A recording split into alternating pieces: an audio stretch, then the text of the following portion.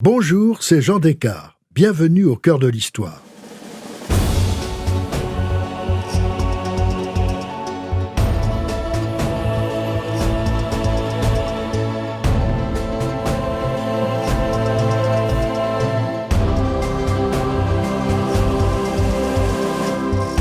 Dans ce nouvel épisode en deux parties de notre série sur les femmes pionnières, dans tous les domaines et à toutes les époques de l'histoire, je vous raconte aujourd'hui la vie et l'œuvre d'Agatha Christie, la Lady qui a rénové le roman policier et imposé son talent et ses personnages dans le monde entier. Seconde partie, d'Agatha Christie à Lady Malowan.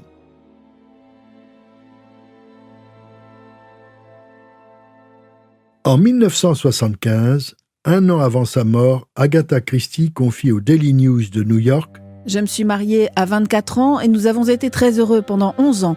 Puis ma mère est morte, une grande perte pour moi, et mon mari a trouvé une femme plus jeune. Vous ne pouvez décider de votre destin, c'est lui qui vous rattrape. On ne saurait mieux dire. Mais pour elle, le divorce a été douloureux. Dans l'espoir de se remettre, elle part pour l'île de Tenerife aux Canaries avec sa fille et Carlo, sa nounou secrétaire. L'hôtel est merveilleux, la nature superbe, mais Agatha doit écrire son nouveau livre, Le Train bleu. Elle va mal, l'inspiration la fuit. Heureusement, dans le même hôtel se trouve le docteur Lucas qui a des dons de guérisseur. Il dirige un sanatorium dans le Norfolk et obtient des succès remarquables. Comme Agatha souffre d'un persistant mal de gorge, il lui demande simplement ce qui la rend malheureuse. Aurait-elle un problème conjugal ? Elle va tout lui raconter. Elle se décharge d'un fardeau trop lourd. Enfin, quelqu'un l'écoute et la comprend, ce quelqu'un va la sauver. Au retour des Canaries, Agatha est redevenue elle-même. À Londres, avec sa fille et Carlo, elle s'installe dans le quartier élégant de Chelsea. Elle reprend son écriture. Le Train bleu obtient un grand succès. En 1928, elle invente un jeune couple de détectives, Tony et Tuppence Beresford, dans Le crime est notre affaire. Elle gagne désormais bien sa vie. Et enfin, son divorce est prononcé le 20 septembre la même année. Rosalind gardera de bonnes relations avec son père, celui-ci pourra enfin épouser Nancy Neal, mais sa fille ne la verra jamais. Quant à Agatha, elle ne reverra plus son ex-mari, mais aura le droit de continuer à porter son nom comme romancière. Pour fêter son nouveau statut, elle part pour la Jamaïque. La veille du départ, elle dîne chez des amis et son voisin de table, un officier de marine, lui vante les charmes de Bagdad. Elle en a toujours rêvé en grande lectrice des contes des mille et une nuits. Et quand elle apprend qu'on peut gagner Bagdad par le train, elle renonce à la Jamaïque et s'embarque à Calais dans les luxueuses voitures bleues aux décorations dorées de l'Orient Express. Son périple l'enchante. Après Istanbul, elle monte dans le Taurus Express pour gagner Damas, et c'est en autocar qu'elle arrive à Bagdad. Ravie de son périple, Agatha rentre à Londres avec l'idée de créer un nouveau personnage, Miss Marple. Jane Marple fait ses débuts dans l'affaire Protheroe. La romancière a trouvé le nom de son héroïne en achetant des chaises à Marple Hall. Elle explique que Miss Marple est le genre de vieille créature qu'elle aurait bien vue parmi les amis de sa grand-mère dans les villages de son enfance. Puis, Agatha repart en voyage. Rome, Trieste, le bateau jusqu'à Beyrouth, puis un retour vers Bagdad et la Mésopotamie, où elle retourne sur le chantier archéologique de Ur, dirigé par un archéologue britannique de grande réputation, Leonard Woolley, et sa terrible épouse, la ravissante et insupportable Catherine. La romancière était déjà passée par Ur lors de son précédent voyage, mais depuis, un nouvel archéologue est arrivé. Il a 25 ans, il est beau, il a une fine moustache brune et un regard romantique. Il s'appelle Max Mallowan, il va devenir l'homme de sa vie. Elle l'accompagne dans ses fouilles et lorsqu'elle part, il propose de l'accompagner pendant une partie du trajet. Elle accepte. Finalement, il prendra l'Orient Express avec elle et ils rentreront à Londres ensemble. Très vite, il lui demande de l'épouser. Elle est amoureuse, mais elle a peur, il a 14 ans de moins qu'elle. Elle avoue pourtant « Rien au monde ne me paraîtrait plus délicieux que d'être sa femme ». Elle accepte donc. Rosalind et Carlo sont tout à fait d'accord, le chien Peter aussi. Seule sa sœur Madge est horrifiée par la différence d'âge. 7 mois après leur rencontre, Agatha et Max se disent oui à Édimbourg, en l'église de Saint-Colomba. Pour rendre cette union moins choquante, le jeune marié se vieillit de 5 ans et Agatha se rajeunit de 3. 7 ans de différence, c'est toujours plus acceptable que 14. Leur lune de miel les conduit à Venise, sur la côte d'Almate, par le Simplon Orient Express, bien sûr, puis en bateau le long de l'Adriatique jusqu'à Athènes. Agatha dit alors à son mari « Mon chéri, tu m'as enlevé un tel poids de mes épaules. Je n'imaginais pas à quel point il était lourd. Je sens toutes mes blessures qui se referment. Tu m'aimes exactement de la façon dont j'ai toujours voulu être aimée. Cela m'apparaît comme un miracle. C'est merveilleux de recommencer une nouvelle vie avec toi. »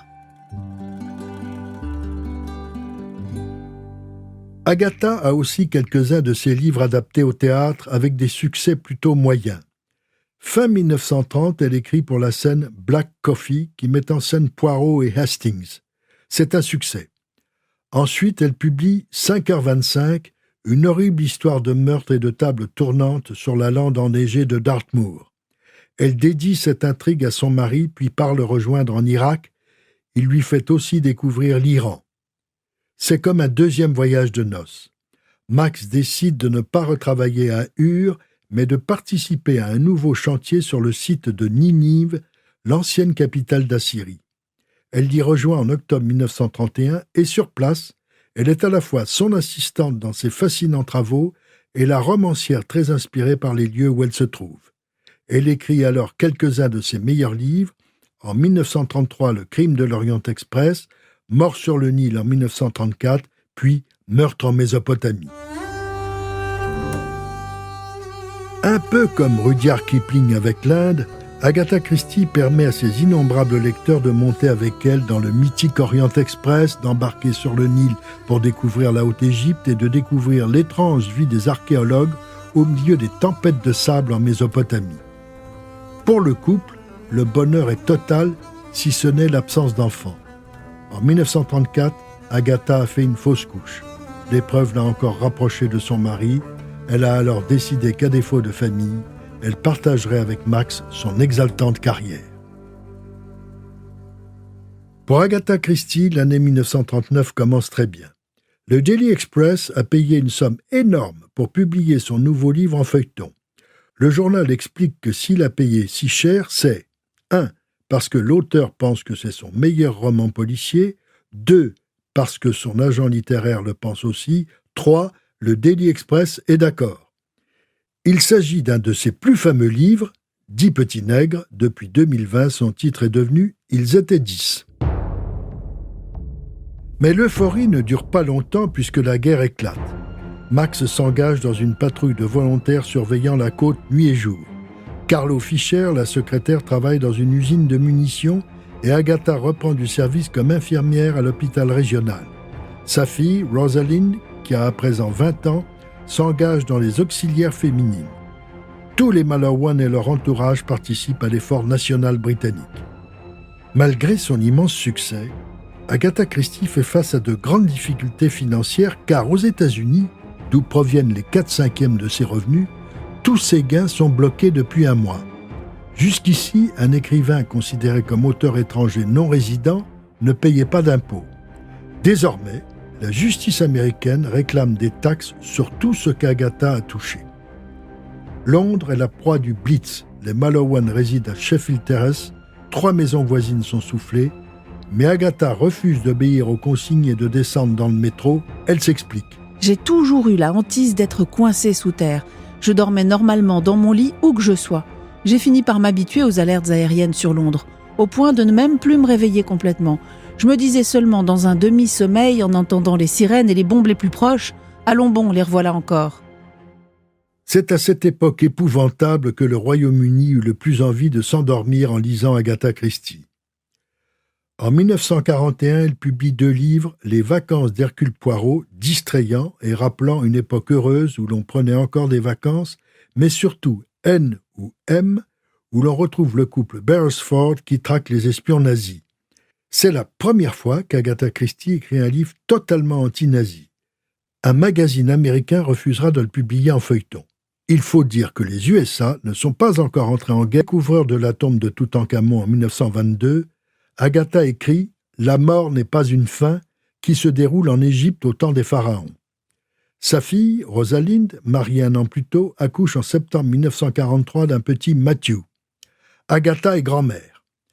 Elle va aussi écrire un nouveau roman intitulé « Loin de vous ce printemps ». Il est signé Mary Westmacott. C'est un pseudonyme qu'elle avait déjà utilisé à plusieurs reprises depuis 1930 pour écrire des romans qui ne sont pas policiers mais généralement inspirés par sa propre vie. Mais cette fois, ce n'est pas le cas, c'est purement romanesque. Juin 1944, le débarquement.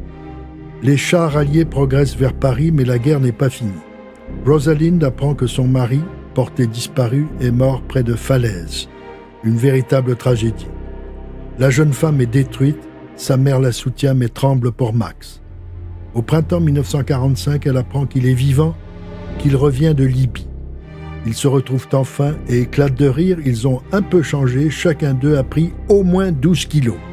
Après tous les drames de la guerre et les difficultés fiscales, l'après-guerre sera une époque faste pour la romancière. Le théâtre va beaucoup l'occuper, mais aucune de ses adaptations scéniques ne remporte un vrai succès.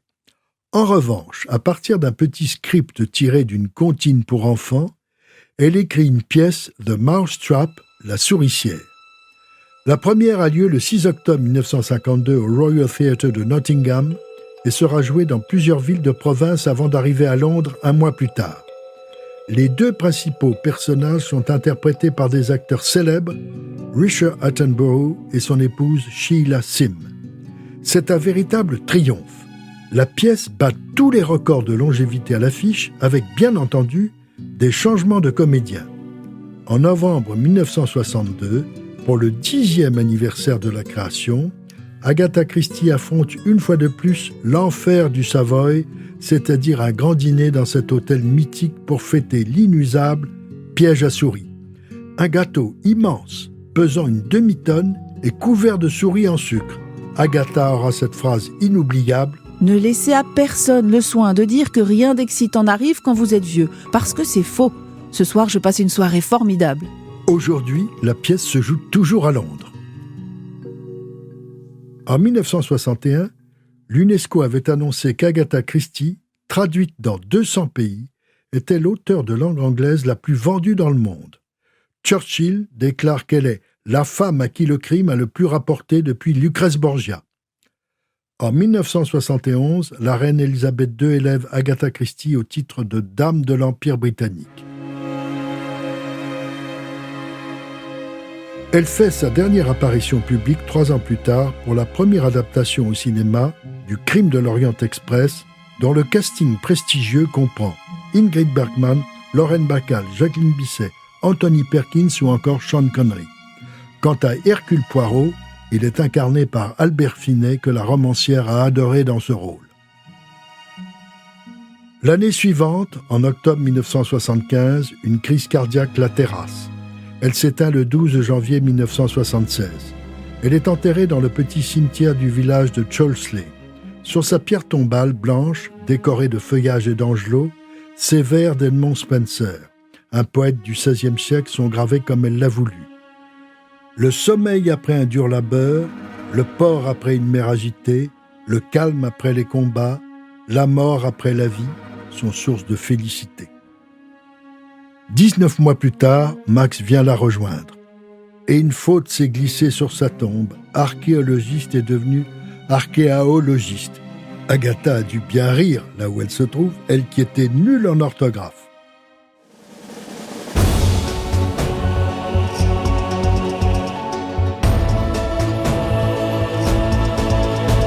Si cette plongée dans l'histoire vous a plu, n'hésitez pas à en parler autour de vous et à me laisser vos commentaires sur le groupe Facebook de l'émission. Je vous dis à bientôt pour un nouvel épisode de Au cœur de l'histoire. Au cœur de l'histoire est un podcast Europe 1 Studio. Il est écrit et présenté par Jean Descartes. Cet épisode a été réalisé par Jean-François Bussière.